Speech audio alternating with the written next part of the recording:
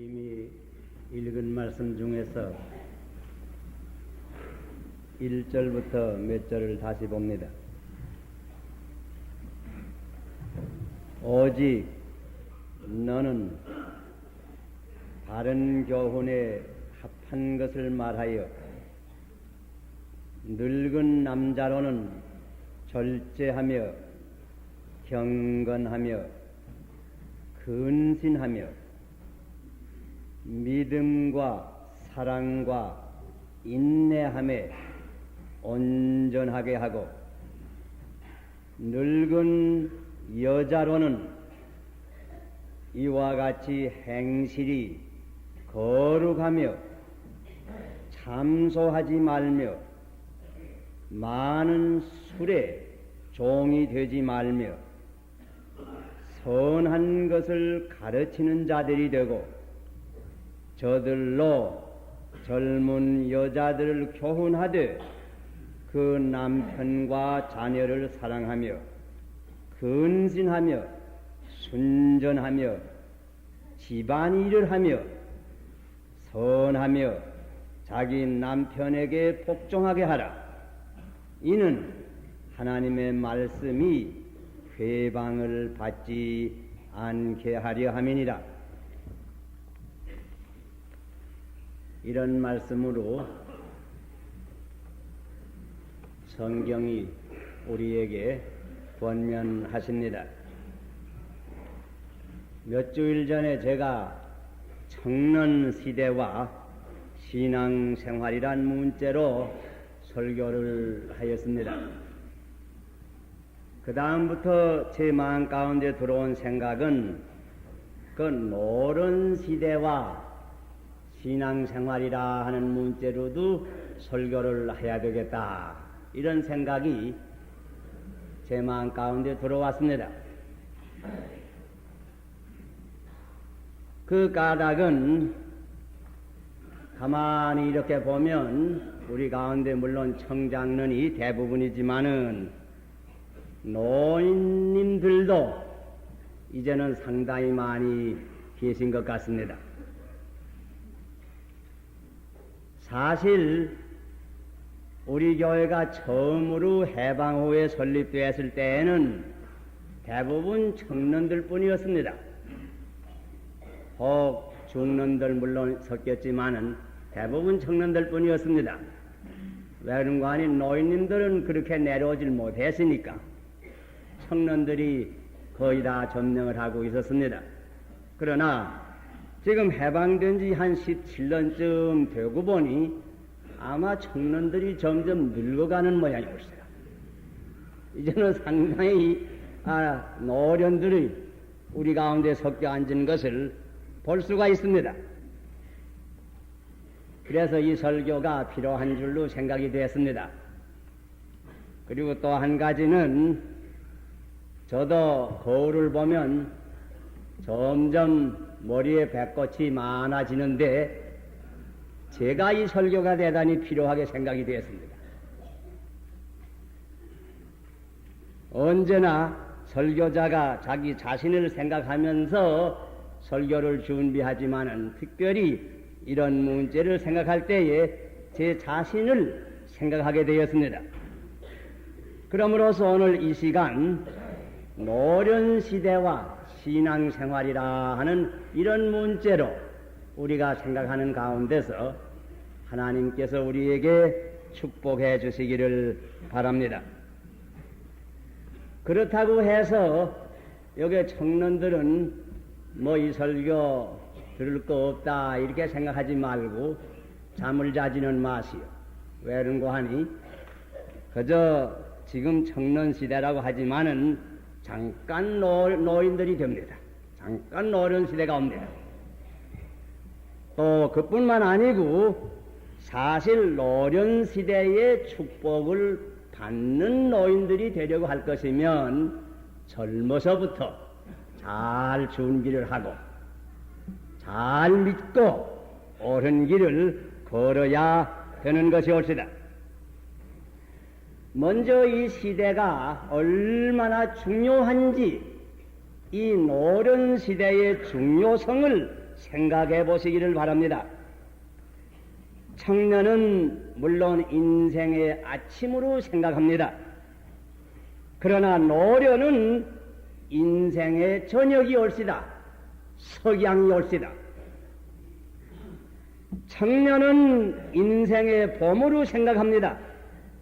그렇게 되면 노련은 인생의 가을이 올시다.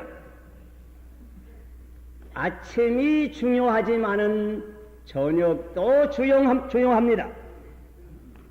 아침에 무슨 일을 바로 시작하는 것도 중요하지만은 저녁에 바로 마치는 것이 아마 더 중요하지요.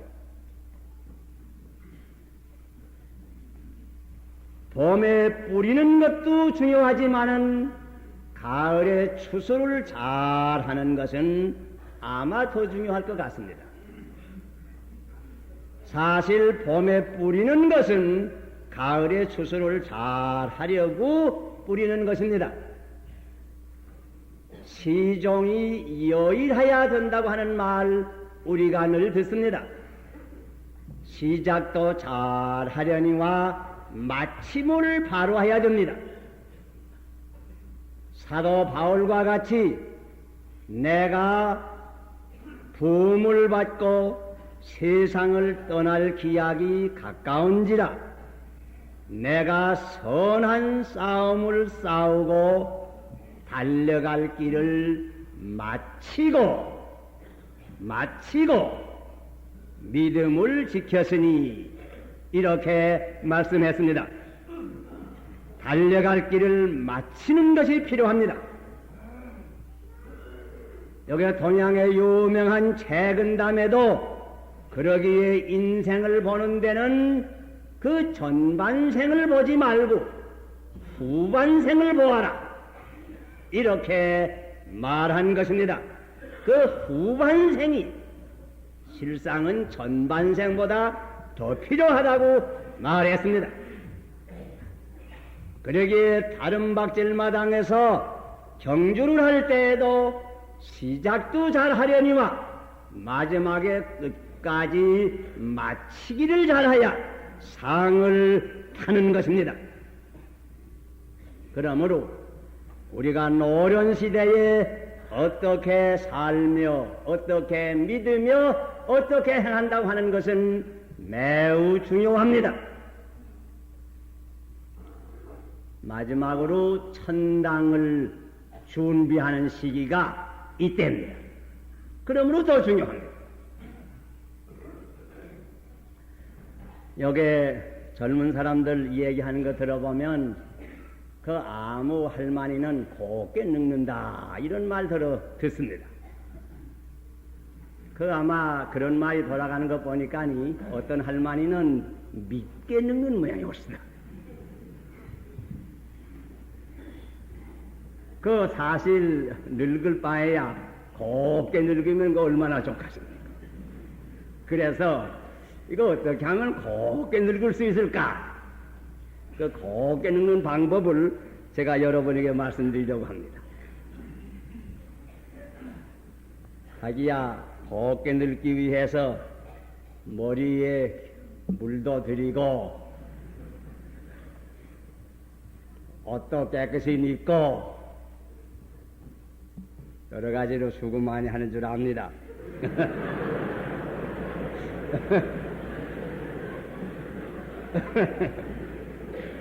그러나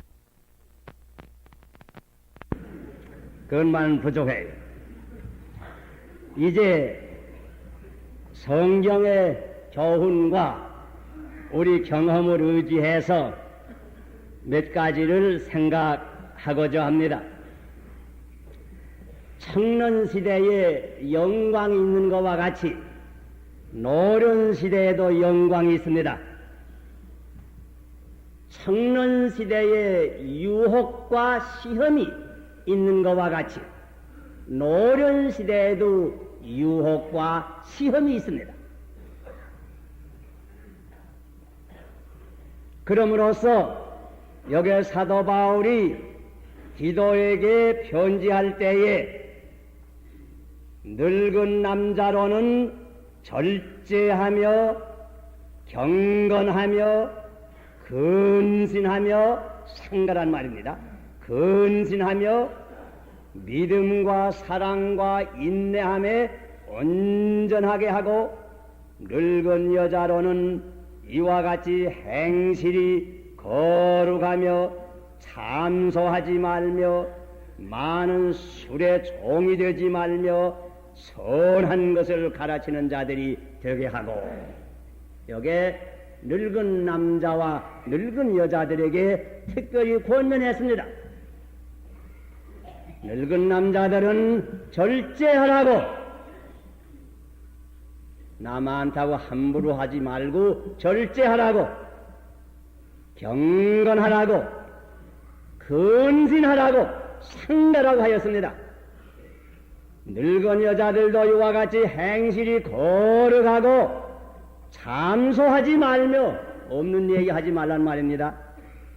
술에 종이 되지 말며, 아마 요새 썼다면 하투에 종이 되지 말며 한마디 붙였을는지 모르겠습니다. 담배에 종이 되지 말며, 근신하며 조심하며 상갈 것이 노련시대에도 있습니다. 경계할 것이 노련시대에도 있습니다. 그러므로서 제가 먼저 이 노련시대에 경계할 것 몇 가지를 생각해 보고자 합니다. 조심할 것 몇 가지를 생각하고자 합니다. 늙어지면 흔히 나만은 제세하고 말도 상가지 아니하고 행실도 상가지 아니하기 쉽습니다. 옷 입는 것도 상가지 아니하고, 시험지에다 가서는 내 나이 금년엔 60이 올시다 이렇게 쓰기도 하고 상가지 아니합니다. 그 상가지 않기 매우 쉽습니다.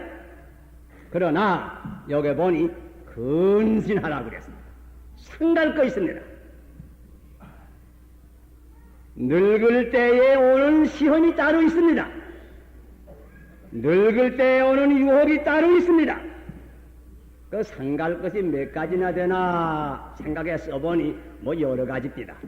그런데 다 얘기할 수는 없고 추려서 세 가지만 생각하려고 합니다. 첫째는 맹목적 보수주의, 다시 말하면 그릇된 보수주의를 상가야 합니다. 노련시대는 흔히 뒤를 돌아보기 쉬운 시대입니다. 그래서 그저 무슨 일 당하면 전에는 안 그랬는데 이런 얘기 잘합니다. 우리 젊었을 때는 안 그랬는데 그런 얘기 잘합니다. 새법 내지 말고 옛법 버리지 말라는 옛말이 제일이야. 이런 얘기 잘합니다. 그거 다 뒤를 돌아다보는 말입니다. 물론 오해는 하지 마십시다. 옛것 중에 보수할 것이 있습니다. 참 진리를 보수하여지요, 미풍양속을 보수하여지요. 그러나 덮어놓고 보수만 하자고 하는 것은 잘못된 태도입니다. 아직도 저 충청도나 전라도 지방으로 가보면 상투 틀고 감투 쓰고 갓 쓰고 다니는 노인님들 상당히 볼 수 있습니다. 아직도 상투 틀고 갓 쓰고 밭 가는 양반도 돌아봅니다. 그 보수주의는 참 철저한 보수주의 옳습니다. 옛날 할아버지 하는 대로 꼭 하니까니 그 효자같이 뵙니다. 그러나 오늘날 이 시대에 와서 그렇게 하는 것, 그 옳은 보수주의 같지 아니합니다. 제 들으니까니 전에 이북의 어떤 목사님은 그저 젊었을 적부터 그 누가 갔다 올랬든지 자기 집에서 매일 했다는지 모르지만은 개가죽 자리를 늘 깔고 앉았었다고 합니다. 그래서 나이 많을 때까지 전부 항상 늘 개가죽 자리만 깔고 앉고 계시니까니 다른 사람들이 개가죽짜리 목사라고 그러더라. 전에 하던 대로 하는 거야. 교회에서나 사회에서나 새 것은 덮어놓고 이단시 해서는 되지 아니합니다. 옛날 신약 가운데서 찾아보는 바리새주의가 이런 종류의 맹목적 보수주의 올시다. 그때에 새 시대가 왔고 새 선지자가 나타났고 새 메시아가 와서 부르짖었지만은 덮어놓고 반대했습니다. 덮어놓고 핍박했습니다. 십자가에까지 못 박았습니다. 새 것을 배울 줄 몰랐습니다. 요새도 정통 보수란 말로 간판을 삼아서 행세를 하면서 교회를 어지럽게 하는 이들 없지 않아 있습니다. 맹목적 보수주의를 나이 많아갈 때에 삼가야 합니다. 둘째는 완고와 고집을 삼가야 합니다. 늙어가면서 몸이 굳어진다고 합니다. 마음도 굳어지기 쉽습니다. 굳어지기 쉽습니다. 며칠 전에 신문에 굉장히 떠든 사실 알지요? 평택 어느 곳에서 68살 난 할머니가 81살 난 영감을 죽이려 술에다 약을 타놓았단 말이에요. 주전제다 내놓았습니다. 기회가 있으면 이것을 먹여서 영감을 죽이려고 두두었댔는데 그만 영감 먹기 전에 며느리가 그걸 모르고 자기 남편 갖다 주었어. 남편 먹고 죽었습니다. 사위 함께 앉았다 먹고 또 죽었습니다. 조카 앉았다 먹고 또 죽었습니다. 또 며느리도 못 모르고 저 한 잔 먹을 모양이요. 며느리는 중태에 빠졌다고 했습니다. 그런데 그 이유가 어디 있느냐? 또 신문기자들이 자세히 알아보고 설명하기를 이 81살 된 노인이 어떻게 완고하고 고집스러운지 도무지 이게 온 집안이 아들하고도 함께 살 수가 없고 노친네하고도 도무지 화평할 수가 없고 도무지 이 노인 때문에 집안이 살 수가 없단 말이야. 그래서 이 할머니가 에이 까진 영감이다 죽여버려요. 그런데 여러분 잘못 듣지 마시오. 이거 할아버지만 고집쟁이 할아버지 아닙니다. 이 할머니가 68살까지 잘 같이 살다가 68살 나서 왜 이런 짓을 하게 됐습니까? 아마 그동안에 할머니도 고집쟁이가 된 모양이에요. 두 고집쟁이가 함께 살 재간이 있나? 상가야 합니다. 남아나가면서 이 완고와 고집, 이 큰 시험이 들어오는데 이것을 항상 상가야 합니다. 제가 전에 이북에 있을 때 어떤 큰 교회, 누구라고 말은 하지 않겠습니다. 유명한 목사님에 대해서 젊은 사람들이 돌아가는 말 들어보니까니 그 목사님 다 좋은데 너무 고집이셨어. 이런 말 많을 때다. 그랬더니 몇 해 후에 제가 미국 가서 공부하는 때 들어보니까니 그 교회에서 큰 싸움 났습니다. 말 못했어. 이런 얘기 종종 듣디요. 어떤 교회는 그 아무 장로 때문에 그 장로 너무 고집이 세서 그 교회에 목사가 가서 3년을 견디나 못 견대. 그런 얘기 종종 듣습니다. 여러분 목사 장로 얘기만 하니까니 집사들과 평신도들은 고집 없는 줄 알지 마시오. 이런 얘기는 너무 많이 들어서 다 하질 못합니다. 사실 남아나가면서 이런 시험이 꼭 들어오는데 우리가 이것을 미리 알고 조심해야 됩니다.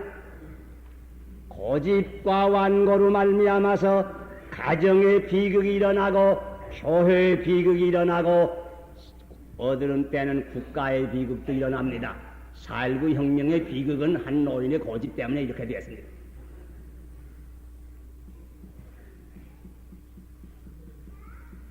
셋째로 생각할 게 있습니다. 이거 좀 용서하고 들으시오. 그러나 이건 저도 함께 다 포함해서 하는 말입니다. 욕심이 요새야, 욕심. 나이 점점 많아가면서 정욕이나 허영에 대한 시험은 줍니다. 과히 많잖아요. 아주 없어지지 않습니다. 그것도 조심하세요. 줍니다. 그러나 이 욕심의 시험은 점점 많아집니다. 물질에 대한 욕심, 어들은 때는 권세, 어들은 때는 감투 욕심. 어떤 책에 이렇게 기록해서요. 내 영어로 기록한 걸 내 우리나라 말로 솔직히 번역하면 이렇게 번역할 수 있어요. 사람이 40이 넘어가면 몸은 뚱뚱하여지고 배는 점점 나오고 욕심은 커간다. 이렇게 기록했어요. 40 지난 사람들 다 자세히 들으시기를 바랍니다. 그렇게 됩니다. 보통은 그렇게 됩니다. 전에 들으니 어떤 목사는 아주 좋은 목사인데 요새는 집장사 하느라 고간과 같이 집보레 다닐래기 신방 못한다 이런 말 들었습니다. 이북에 있을 때. 또 이북에 있을 때 어들은 교육자가 돼서 그 아무 목사는 참 좋은 목사인데 요새 가만 보니까 그 돈이 좀 속에 들어가서 그런 얘기를 합니다.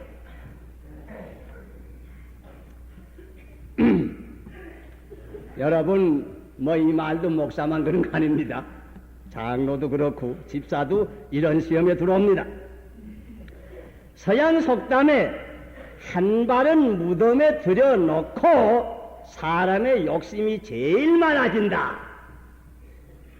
그거 왜 그런지 모르겠어요. 그런데 아마 그런 모양이 옳습니다. 그래서 청년시대에는 헌금도 잘하고 공공한 사업에도 잘 바치다가 점점 나이 많아지면서는 주머니 끈을 단단히 맵니다. 그렇게 되는 시험이 들어온다고 합니다.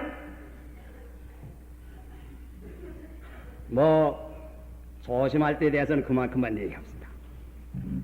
자, 그 다음에 여기 권면을 보니 믿음과 사랑과 인내함에 온전하게 되기를 힘쓰라고 권면했습니다. 이제 힘쓸 것 몇 가지를 생각해 보겠습니다. 특별히 노련 시대에 상갈 것 세 가지를 말했는데 이제 힘쓸 것 세 가지를 제가 말씀하겠습니다. 첫째는 창조적 생활을 계속해서 힘써야 합니다. 무슨 말인고 하니 우리가 나마는 되면 은퇴하지요. 은퇴하지만은 일을 바꿀 수는 있지만은 아무것도 안 해서는 안 됩니다. 나이 많다. 또 사람에 의지해서는 하나님께서 건강을 주시면 건강을 주시는 대로 일할 수 있으면 일을 계속해 해야 됩니다. 모세 같은 이는 나이 80에 자기 민족을 구원하는 큰 사업을 시작했습니다. 그리고 120세에 세상을 떠났는데 신명기 34장 7절에 볼 것이면 그때까지 눈이 흐리지 아니했고 기력이 쇠하지 아니했더라 이와 같이 기록했습니다. 전에 갈렙은 89살을 나서 여호수아에게 와서 하는 말이 내가 89살이지만은 아직까지 기력이 젊었을 때와 별로 다름이 없으니 내게 안악 자손들이 사는 키 큰 고족들이 오시다. 안악 자손들이 사는 저 산지를 내게 맡겨주세요. 그러면 내가 그 산지를 가서 점령하겠습니다. 그대로 했습니다. 그 사람을 잘라서 하나님께서 힘 주시는 대로 일은 계속해야 됩니다. 또 부득이 요새 한국 같아서는 널렁만 아니면 은퇴할 수밖에 없지만은 다른 방면을 찾아서 하나님께서 힘주시는 대로 창조적 생활을 해야 됩니다. 특별히 노련시대에 교회를 돕고 신방을 하든가 전도를 하는 모든 교회의 일은 제일 자유롭고 제일 능력 있게 할 만한 이런 시대입니다. 여기 한국에 우리 작년에도 우리 교회도 와서 말씀했지만은 스탠리 존스 박사는 70이 됐을 때에 그 나라 법은 70이 되면 은퇴하는 법인데 자기 선교부의 편지를 이렇게 했다고 합니다. 내가 금년이 70이니까 부득이 내가 이 선교사로서는 내가 은퇴합니다. 그러나 내가 복음을 전파하는 전도사로서는 내가 도무지 은퇴할 수 없습니다. 그러므로서 난 그냥 나 혼자 이 앞으로는 사방에 다니면서 복음을 전도하겠습니다. 이런 편지를 썼다고 합니다. 사실 그이가 아마 일은 지금 됐지요. 그러나 온 세계에 다니면서 아직까지도 복음을 전파합니다. 빌레몬 편지를 보면 바울이 이런 말을 했습니다. 나이 많은 바울은 옥중에서 갇혀서 있을 때에 낳은 아들 오네시모에 대하여 내가 네게 부탁한다, 이런 말이 있습니다. 사도 바울이 나이 많았을 때에 옥중에 갇힌 가운데서 그때에 오네시모라고 하는 어떤 젊은 사람이 역시 옥에 들어왔는데 그 사람한테 전도해서 예수를 믿게 하고, 알고 보니 그 사람은 빌레몬이 하는 사람의 종이란 말이에요. 그래서 오네시모를 도로 주인에게 보내면서 한 편지가 이 빌레몬 편지였습니다. 나이 많은 가운데서 아들을 낳았다. 여러분, 전에 아브라함과 사라처럼 나이 많아서 실지 아들은 못 낳을지언정 신령한 아들은 많이 낳으시기를 바랍니다. 나이 많아서 좋은 아들을 이 바울은 낳습니다. 시편 92편 12절과 14절에 이런 말씀이 있습니다. 의인은 종려나무같이 번성하며 레바논의 백향목같이 발육하리로다. 늙어도 결실하며 진액이 풍족하고 빛이 청청하며 여호와의 정직하심을 나타내리로다. 의인은 늙어도 열매를 맺는다고 했습니다. 늙어도 열매를 맺으십시오. 둘째는 나이 많아도 배우는 것은 계속해야 됩니다. 학구적 생활은 계속해야 됩니다.